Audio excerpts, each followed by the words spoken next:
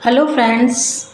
आज हम बात करेंगे कि सर्दियों में डॉग्स को किन किन मेडिकल प्रॉब्लम्स का सामना करना पड़ सकता है।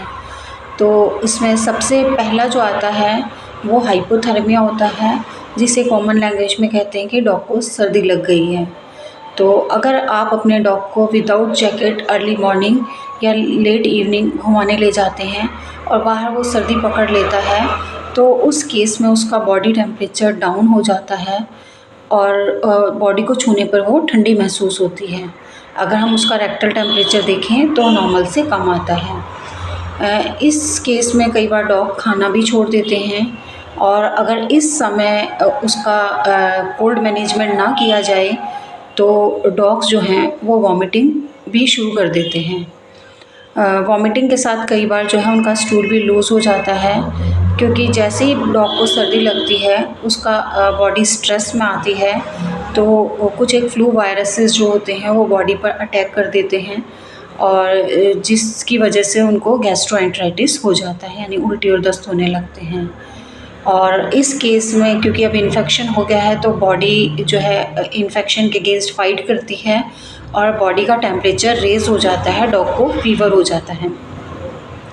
और जब डॉग ऑनर फिर मैनेज नहीं कर पाते हैं तो वेट के पास लेके जाते हैं, और उस केस में हम लोग एंटीबायोटिक दे के, एंटीपायरेटिक दे के, एंटी एमेटिक दे के डॉग का ट्रीटमेंट करते हैं।